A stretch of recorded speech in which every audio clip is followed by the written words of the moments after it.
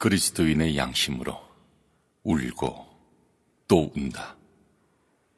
미얀마에서 보낸 편지.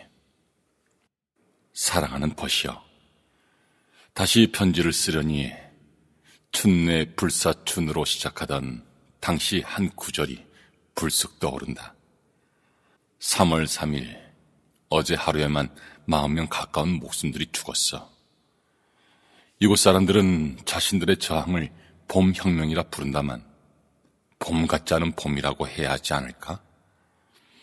하지만 이런 게 진짜 봄일지도 몰라.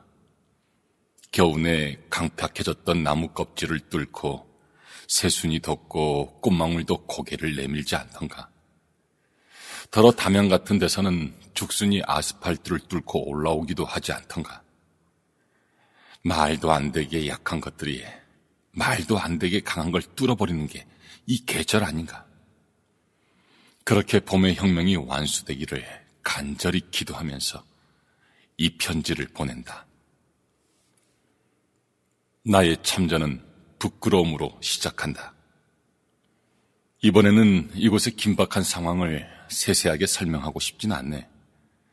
내가 저항의 한복판에서 거친 숨을 쉬는 사람도 아닐 뿐더러 몇 번의 웹서핑만으로도 충분히 상황을 접할 수 있으니까 말이야. 나는 토마스 머튼 말년의 책 제목처럼 나 자신을 죄스러운 방관자처럼 느끼는 편일세. 외우기는 만만한 표적이 되어 끌려가거나 추방당하기 십상인데다가 수도자이기 때문에 더욱 운신의 폭이 좁을 수밖에 없다지만 나만 미얀마의 고난에서 벗어나 지내고 있다는 죄책감이 있어. 솔직히 다행이다 하는 안도감이 마음 한구석에 숨어 있음도 사실이야. 이래저래 죄스럽다. 수도원과 관련된 일은 아예 손도 못 대고 있으면서 그렇다고 여기 사람들을 위해서 할 수 있는 게 있느냐 하면 그렇지도 못해. 그래서 깊은 무력감에 젖어들기도 하지만 이상하게도 나의 기도는 어느 때보다 고요하고 충만하다. 매일의 숱한 죽음들을 보면서 무의식으로라도 나의 죽음을 목전에 두는 덕분일까? 이제 비로소 제자로서의 나의 발밑을 정직하게 살펴보고 있는 것일까? 내가 오늘 죽으면 안 될 이유 같은 게 도무지 없는 것 같고 그런 확인이 지금이라는 영혼의 땅에 들어서게 해주지 않나 싶어. 어떻든 두루뭉술하게 말하자면 내 영적 생활은 여기 사람들의 고난에 빚지는 바가 깊고 크다고 느껴. 그 빚을 조금이라도 갚는 길은 기도와 영적 증언이 아닐까?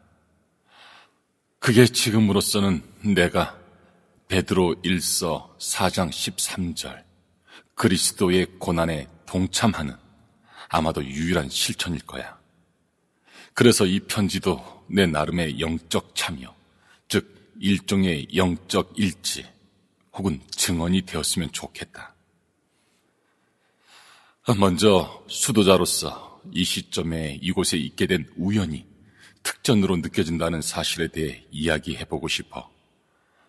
진즉에 우리가 경험한 바이지만 이런 상황에서 빛나는 것은 역시 소수 엘리트가 아니라 평범한 이들의 어리석게까지 보이는 용기야. 정말이지 남녀노소 지위 고하를 막론하고 미얀마 사람들은 지금 목숨을 내놓고 나선 게 분명해 보여. 후손들을 위해 진심으로 그리고 기꺼이 자기를 희생하려는 사람들이 너무나 많아서 아무도 특별해 보이지 않을 지경이지. 이름 없고 얼굴 없는 이 민초들이야말로 진짜 히어로야. 역사에서 아무 때나 벌어지지 않는 이 현상을 지책에서 목격하는 게 어찌 특전이 아니겠니? 예수님의 제자에게 이보다 더 큰 선물이 또 있겠나 싶은 것은 무엇보다 부끄러움의 선물을 받고 있기 때문이야. 자기도 모르게 아무렇지도 않게 벗을 위해서 목숨을 바치는 이 사람들은 나보다 훨씬 더 그리스도인이야. 이 사람들 안에서 예수님의 모습을 못 보는 게 어찌 가능하니? 이런 현상이 내게 주는 하느님의 호출 신호를 포착하지 못하는 게 어찌 가능하니?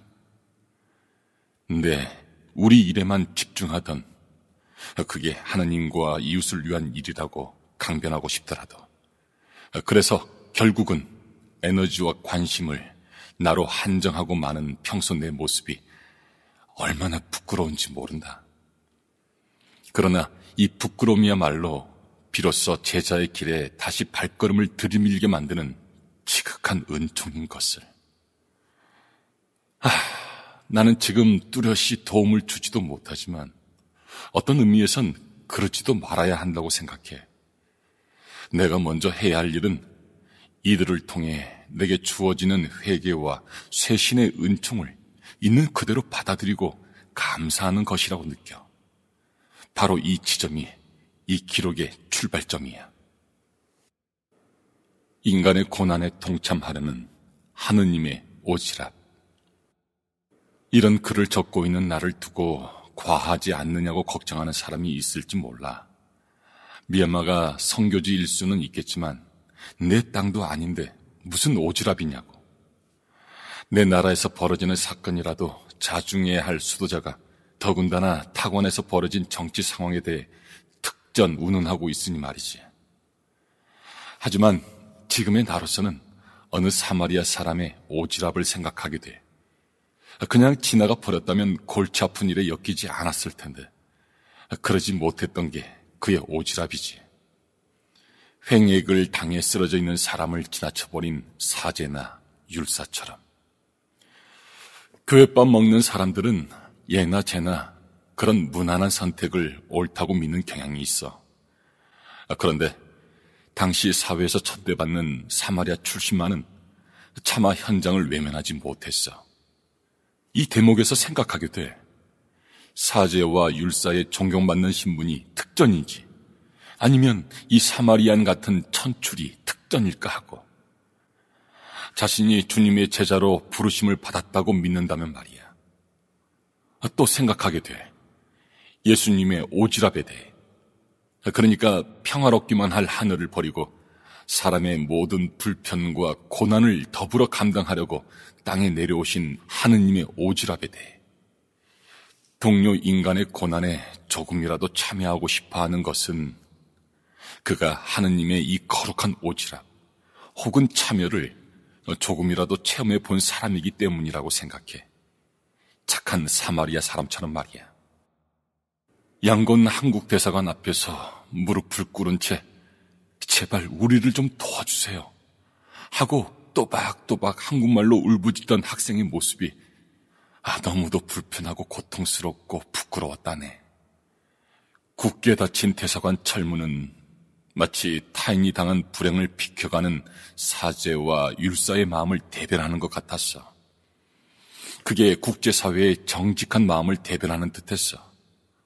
모종의 침묵이 그 철문만큼이나 완강하게 버티고 앉은 것 같았는데, 안타깝게도 그건 침묵이라기보단 변명과 합리화의 말들로 뒤범벅된 소음더미처럼 느껴졌어. 사마리아인들의 거룩한 오지랖을 통해 떨어지는 스승의 부르심이 부디 우리 모두의 그 내적 소음을 뚫고 심장 한복판에 도달하기를 기도할 따름이다. 진압병력 앞에서 무릎을 꿇고 폭력을 쓰지 말라고 애원하던 어느 미얀마 수님의 동영상을 너도 보았겠지. 나는 이게 한국과 많은 다른 나라들에 퍼져있는 모든 하느님 백성의 모습이어야 한다고 생각해. 스페인 내전이 국제전이 됐던 이유. 인터넷에 떠도는 또 다른 동영상. 군인들이 시위대를 향해 몇 번 조준 사격을 하다가 마침내 명중시키곤 자기들끼리 환호하는 장면이 있어. 그들은 달아나던 산돼지를 잡아들인 사냥꾼인들인 양 낄낄거렸고, 그 반대편에는 이를 본 많은 사람들이 경악과 비탄의 울음을 터뜨렸고, 나는 깊은 부끄러움을 느꼈어. 앞에서 말한 것과 같이 결이 다른 부끄러움이야.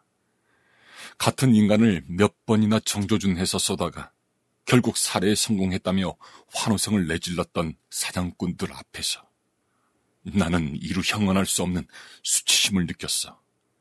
마치 나 자신이 사람으로서 최소한의 존엄이 통째로 짓밟히고 파괴되고 희롱당한 것 같은 모멸감. 나도 모르게 주르르 눈물이 흘렀다. 잠시 후 격해진 감정을 추스리고 다시 바라보니 거기에는 또 다른 감정이 하나 더 있었어. 그건 악행을 저지른 몹쓸 그놈도 결국 나와 같은 인간이란 자각에서 생기는 무시무시한 수치심이었어. 언젠가 아우슈비츠의 생존자 프리모 레비가 말했던 바로 그 감정. 인간이라는 부끄러움이 무엇이었는지 이제는 짐작하겠더라. 한편 상황이 이런데도 줄기차게 평화 시위를 이어가는 평범한 사람들의 결연한 표정. 사륙의 현장에 나뒹구는 쓰레기를 깨끗이 청소하려는 발걸음. 거리에 못 나가도 새벽같이 일어나 도시락과 음료수를 챙기는 정성. 나도 가난하지만 십시일반으로 모금해서 시민 불복종 운동에 뒤따르는 어려움을 돕고자 내미는 손길. 이런 모습들은 거의 반대되는 또 다른 강렬한 감정을 불러일으켜. 이것을 인간이라는 자랑스러움, 인간이라는 기쁨이라고 불러야 할까? 이런 기쁨과 자부심이 있어서 처음의 감정으로 말미암아 종래의 어둑하고 차가운 절망과 폭력, 적 보복의 나락으로 굴러떨어지는 그런 일은 생겨나지 않으리라 믿고 싶다. 과연 지금 벌어지고 있는 일은 미얀마라는 나라에만 국한된 게 아니란 걸 점점 실감하고 있어. 이 일은 미얀마 사람들만의 일이 아니라 인간의 일이야. 모든 인간성의 심장부. 거기서 쿨럭거리며 샘솟는 인간의 존엄과 희망과 직결된 일이야. 내 말은 그러니까 정말 나의 일이란 거야. 우리 광주 항쟁이 그랬듯이 말이야. 스페인 내전 때 스페인이라는 국가 밖에서도 많은 양심적 지식인들이 자원해서 총을 메고 전장에 뛰어들었던 것도 바로 이런 깨달음 때문이었을 게야. 친구여, 거창하게 들리겠지만 이것이야말로 교회론적 깨달음 같은 것 아니겠나? 예수님, 사람이 되신 저 하느님의 몸 안에 우리 모두가 얼마나 한 몸이니? 그러니 미얀마 현 군부가, 그리고 중국, 러시아 같이 이해관계에 얽힌 나라들이 국제사회와 우리 교종에 우려 섞인 권고, 경고를 두고 내정 간섭이라고 하는 게 얼마나 가소로운 말장난이냐고. 만일 그게 간섭이 맞는다면 인간성에 대한 간섭일 테니 말이야. 그 인간성이란 내 인간성이고 게다가 그건 성자 하느님께서 취하신 바로 그 인간성이기도 하잖아. 그러니 궁극적으로 그건 간섭이 아니라 고난받는 사람들을 통해 그리스도 고난에 동참하는 일이라 해야 옳겠지. 더구나 우리 교회가 초세기 교부 시대부터 가톨릭 교회, 즉 국적과 인종과 문화 차이를 뛰어넘어 모두에게 활짝 열린 보편 교회임을 고백해온 바예요. 저항과 복종. 요즘 내 가슴을 휘젓고 지나가는 제목이 있어. 본 회퍼의 마지막 저술인 옥중서간에 딸린 저항과 복종이라는 제목이야. 어째서 이런 이름이 달렸는지 더 잘 알아듣겠어.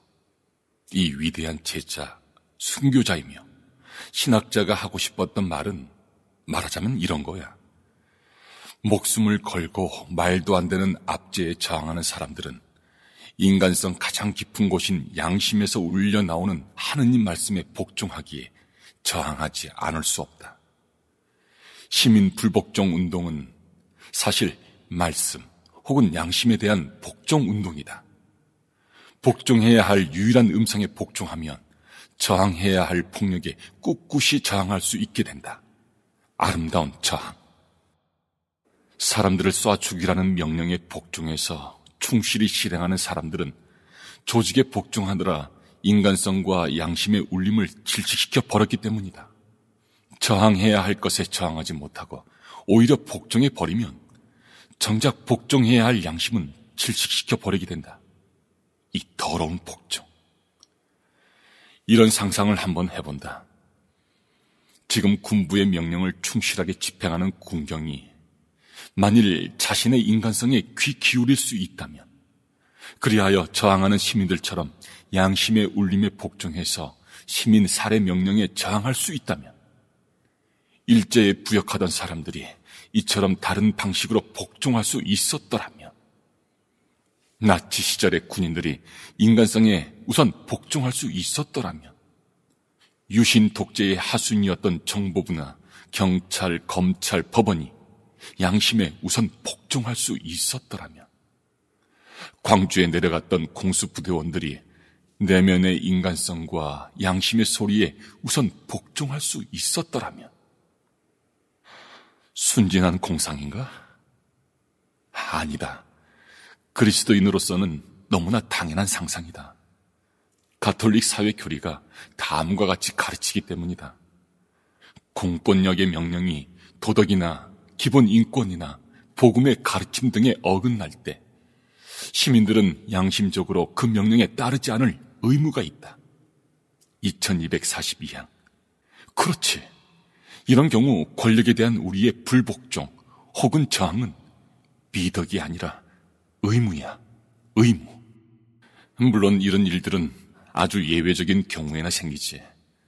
지금 미얀마에서 일고 있는 불복종 저항 운동이 제 아무리 대단하더라도 군인들의 권력 야욕을 무산시킬 정도는 아니야. 군경이 시민 불복종에 동참하는 초유의 사태는 기대하기 어려워. 아마 많은 시민들이 피를 흘리게 될 거야. 지난 88년 혁명 때 무차별 발포로 거리에 나선 시민들 최소 3,000명을 살해한 전력으로 보아 이 두려운 예상은 현실이 될 가능성이 높아. 더 간절히 기도하면서 무슨 방법이라도 찾아 해봐야 해. 갑자기 영화 미션 말미에 어느 고위 성직자가 당시 교종에게 보고서를 쓰는 장면이 떠올라. 인디오 민중편에 섰던 저 선교사들은 그때 그렇게 죽었고 우리는 지금 이렇게 살아남았습니다. 그러나 살아계신 하느님의 눈에는 과연 누가 죽었고 누가 살아있을까요? 인간적으로야 반가울 리 없는 소리지만 이게 제자인 우리 발걸음이겠지. 안타깝게도 지금 고난을 받고 있는 이 백성은 저 빛나는 인간성의 증언에도 저항과 복종의 아름다운 행진에도 불구하고 바라는 시기에 바라는 방식으로는 승리하지 못할 거야. 오히려 거듭되는 두려운 예측이지만 사람들의 고통과 희생만 깊어지고 늘어나겠지. 그래도 순교자의 피는 그리스도인의 씨앗이라고 했던 고대 교부의 말씀처럼 시민들의 피는 아름다운 백성이 장차 얻게 될 인간다운 시민 생활의 씨앗일 거야. 마음도 희망도 아프다. 군경이 유혈 진압의 이빨과 발톱을 구태여 감추려 하지 않는 지금, 이 나라는 체념과 희망의 갈림길에 서 있어. 그래서 내 희망도 아프도록 간절하고 내 두려움도 정녕 현실적이야. 자네와 한국의 많은 벗들이 이 희망과 두려움에 동참해 주고 있다는 걸 느껴. 우정과 의리에 깊은 감사를 드리네. 이럴 때 우리가 인간적으로 또 영적으로 함께 걷는다는 게 얼마나 큰 위로가 되는지 몰라. 세월이 좋아지면 어디서든지 만나 술잔 기울이며 두런두런 얘기 나누며 회포를 풀리라. 그날이 올 때까지 기도 중에 만나며 우리의 길을 하루하루 충실히 걸어감세. 2021년 3월 4일 미얀마에서. 현재 미얀마에서 선교하시는 수사 신부님께서 한국에 있는 친구 신부님에게 보낸 편지를 허락을 얻어 씻습니다.